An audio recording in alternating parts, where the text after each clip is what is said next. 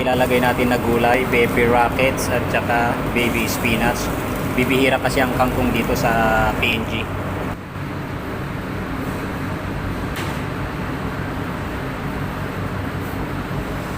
Isigang naman tayo ng salmon. So ito yung mga gagamitin natin, mga natural. Lemon, pangasim, jalapeno, kamatis, luya, sibuyas, saka tanglad. So ito yung salmon natin.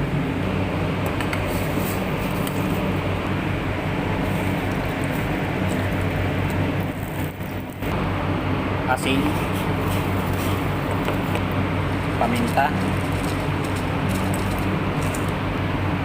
fish stock. Lagay na natin yung isda.